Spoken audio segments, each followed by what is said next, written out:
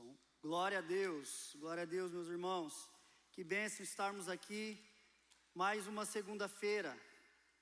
Vejo que a gente tem visitantes, sejam bem-vindas pela primeira vez, eu creio, primeira vez aqui, né? Sejam bem-vindas, Deus abençoe, viu? Prazer ter vocês aqui com a gente. Meus irmãos, antes da gente começar a palavra, eu gostaria de... Muito bem. Eu gostaria de dizer que o Senhor tem se movido de uma maneira muito especial no nosso meio. Ontem nós tivemos um momento maravilhoso em casais, onde nós tivemos a oportunidade de conversar sobre a vida da família, sobre a vida do casal, sobre o papel do homem e da mulher. E nós verdadeiramente tivemos um momento especial na presença de Deus, na palavra de Deus.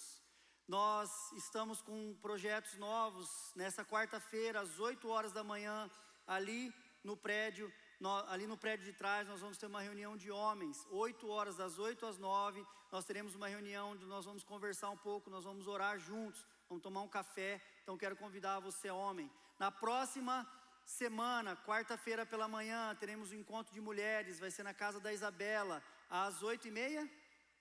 Às 8h30 da manhã. Tem horário para começar, tá? Aí depois é o Espírito Santo que age. Então, vamos lá participar do encontro de mulheres. O Senhor tem muito para falar. Nós temos lá no rodeio, nós temos os nossos encontros. E por que eu estou falando que o Senhor está se movendo de uma maneira muito especial? Porque o assunto tem sido o mesmo.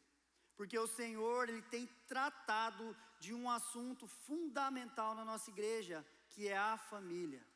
O Senhor tem tratado os corações dos maridos, das esposas, dos filhos, do homem, papel, a figura do homem no casamento, na sociedade, o papel e a figura da mulher no casamento, na maternidade, na sociedade.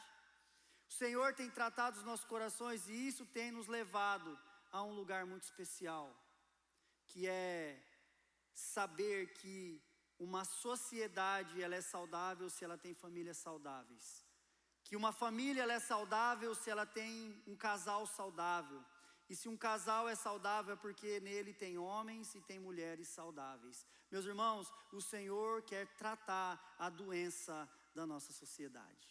O Senhor quer se mover em nosso meio e através do Teu Espírito Santo e através da palavra, Ele quer sarar, curar os nossos corações para que sejamos saudáveis e então possamos construir um casamento saudável, uma família saudável, uma comunidade saudável, uma sociedade saudável.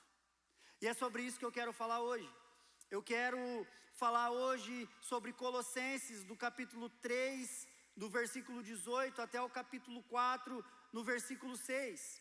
E hoje nós estamos encerrando a nossa série de mensagens sobre o livro de Colossenses.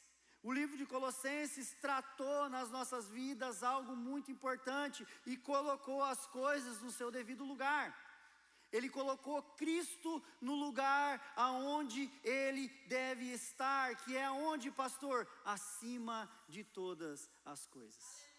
Meus irmãos, Cristo está acima de tudo. Tudo que Ele fez, tudo que Ele faz foi e será suficiente para as nossas vidas.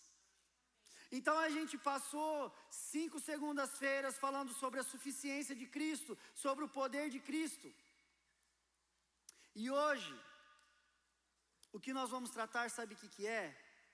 É aquela pergunta que talvez você se faça em alguns cultos. Beleza, pastor, eu aprendi sobre a suficiência de Cristo. Eu aprendi sobre o poder, a majestade. Mas e amanhã? O que eu faço com isso? E amanhã, no meu trabalho, na minha escola, no meu casamento, na maternidade, na paternidade? O que eu faço? Nos desafios do meu dia a dia, nas dificuldades, nas tempestades, nas lutas, nas conquistas, nas bênçãos, aonde eu aplico isso? E é sobre isso que nós vamos falar essa noite. Hoje nós vamos encerrar o estudo, a série de mensagens Cristo acima de tudo, aplicando aquilo que o Senhor nos ensinou nas nossas vidas diárias. nas nossas vidas cotidianas. Vamos ler o texto? Colossenses capítulo 3, do versículo 18 até o capítulo 4, no versículo 6, diz o seguinte: esposas, que cada uma de vocês se sujeite ao seu próprio marido, como convém no Senhor. Maridos, que cada um de vocês ame a sua esposa e não a trate com amargura.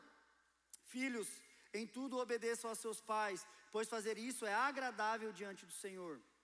Pais, não irritem os seus filhos, para que eles não fiquem desanimados.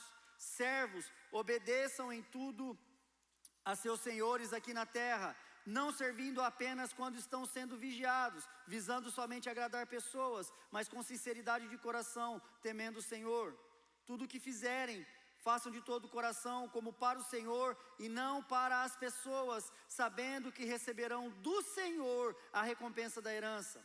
É a Cristo o Senhor que vocês estão servindo, e quem fizer injustiça receberá em troca a injustiça feita. Nisto ninguém será tratado com parcialidade. Senhores, tratem os seus servos com justiça e igualdade, sabendo que também vocês têm um Senhor no céu. Continuem a orar, vigiando em oração com ação de graças. Ao mesmo tempo, orem também por nós, para que Deus nos abra uma porta à palavra, a fim de falarmos do mistério de Cristo, pelo qual também estou algemado. Orem para que eu torne esse ministério conhecido, como me cumpre fazer. Sejam sábios no modo de agir, como os que são de fora, e aproveitem bem o tempo. Que a palavra dita por vocês seja sempre agradável, temperada com sal, para que saibam como devem responder a cada um. Amém? Olha que aula que o pastorzão Paulo nos dá. Olha como que ele aplica tudo aquilo que ele nos ensinou durante toda a carta na nossa vida prática. O que Paulo vai nos mostrar é que não existe, meu irmão, uma separação da nossa vida espiritual e da nossa vida secular, querido. Se você é crente, se você é cristão, se você diz que você é um filho de Deus, regenerado, salvo, transformado, não existe fora da igreja e dentro da igreja. Não existe culto segunda-feira e não culto na terça. A nossa vida é um culto racional, agradável a Deus.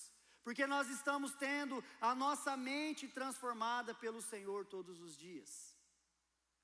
Meus irmãos, não existe para nós a separação do que é espiritual e do que é secular, porque a nossa vida ela é espiritual em todas as áreas e em todas as circunstâncias.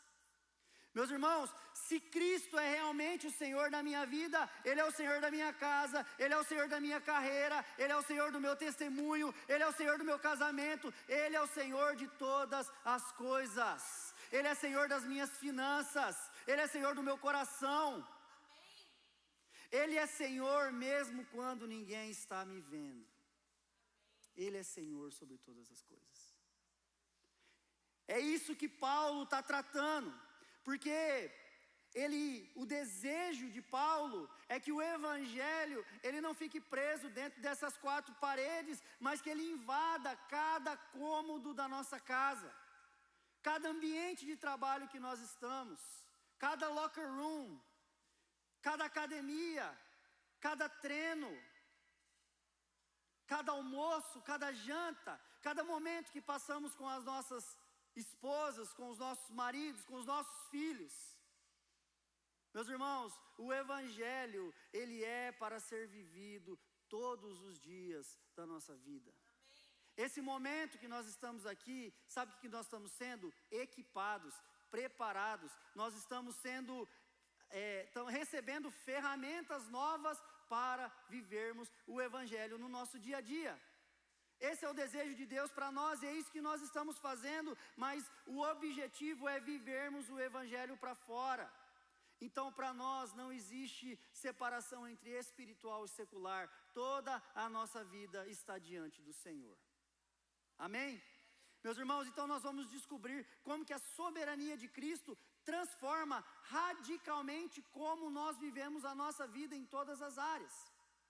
E eu quero resumir nas três áreas, talvez que sejam mais cruciais, mais importantes na nossa vida.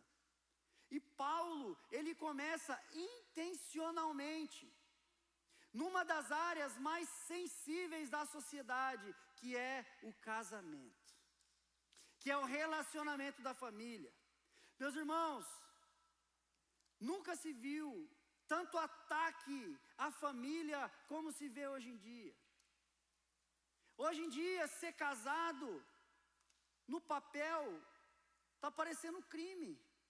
Hoje em dia, uma jovem de 18 anos decidir se casar com um homem que ela ama, parece um crime.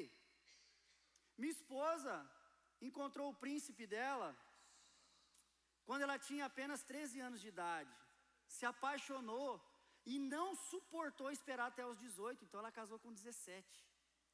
E ela não estava grávida, gente. Ela casou por amor e desespero de estar junto com esse homem pro resto da vida dela.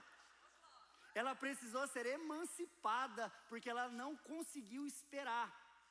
Porém, nós nos conhecemos dentro da igreja, nós nos conhecemos no ministério de louvor. E dentro da igreja as pessoas olhavam para ela e falavam: você é louca, o que você está fazendo? Vai curtir a sua vida. E então, em um aniversário, a gente estava numa mesa, numa pizzaria, uma mesa grande. E as meninas começaram: você é louca, o que você vai fazer? E blá, blá, blá, blá, blá, blá, até que ela ficou brava. Ela falou assim: tá bom, certa tá vocês. Eu não deveria casar não, eu deveria estar dormindo com o meu namorado. Porque eu acho que é assim que agrada a Deus. Eu acho que é isso que está certo, né? Vou fazer isso então, o que vocês acham? Será que eu estou errada em querer fazer aquilo que é certo diante de Deus e me casar com o homem que eu amo aos 17 anos? Ou será que eu devo fazer os testes drives? Será que eu devo dormir com ele? Será que eu devo transar com ele? E então, depois que eu engravidar ou depois que algo acontecer, eu vou e faço aquilo que é certo. Meus irmãos, parece que aquele que decide fazer o que é certo hoje está cometendo um crime. É ele que está fazendo o que é errado. Por quê? Porque o que o mundo tem pregado hoje para nós é que a família tradicional não é boa. O bom mesmo é o carnaval. O bom mesmo é curtir a vida. O bom mesmo é pegar todas. O bom mesmo é ter experiências, nem que seja com o mesmo sexo. Nem que seja com vários parceiros. E então a família está sendo destruída dia após dia. Lá nos anos 60, houve um movimento do Woodstock, onde jovens acima de 20 anos começaram a usar drogas, a fazerem sexo descontroladamente e a curtir o rock and roll. Ali surgiu sexo, drogas e rock and roll. A partir dali, a sociedade foi sofrendo um ataque contra a família, contra a igreja, contra o evangelho. E foi descendo cada vez mais. Hoje está difícil assistir a Peppa Pig. Hoje em dia está difícil você deixar o seu filho assistir um desenho da Nickelodeon. Ou se o seu filho está assistindo algo no YouTube, você tem que vigiar, porque hoje crianças de 6 anos de idade estão sendo formadas para não se casar, mas para curtir a vida e transar com todos. E assim nós estamos vendo a degradação da sociedade, a degradação do plano original de Deus para as nossas vidas. E é por isso que eu digo, meus irmãos, que o Senhor quer fazer um avivamento no nosso meio. Porque se nós estamos falando, lá no rodeio nós estamos falando sobre o papel do homem, sobre o papel do marido. Se nos encontros de casais nós estamos falando do papel do homem, do papel da esposa e do casamento. Se no culto, na pregação nós estamos falando isso. Se nos encontros de homens, no de mulheres, sabe o que isso me mostra? Que o Senhor quer restaurar o plano original dele para nós. E isso é avivamento. Sabe o que é avivamento, meus irmãos? É nos arrependermos de quem somos e nos tornarmos aquilo que o Senhor quer que nós nos tornemos. E o que o Senhor quer que nos tornemos? Aquilo que Ele planejou desde o começo, imagem e semelhança do seu Filho Jesus. Esse é o plano do Senhor para nós, meus irmãos. E é para isso que nós estamos caminhando. E é isso que Paulo está nos falando. É para esse lugar que Paulo está nos conduzindo. E ele começa a falar para as mulheres, esposas, que cada uma de vocês se sujeite ao seu próprio marido como convém ao Senhor. pastor, você falou que é proibido. Falei.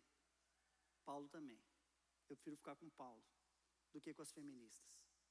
Porque hoje, você falar de uma mulher se sujeitar ao homem é um crime. Então você está fazendo apologia à violência. Você está fazendo apologia à violência doméstica. Quantas mulheres têm sido violentadas, assassinadas? Meus irmãos, eu não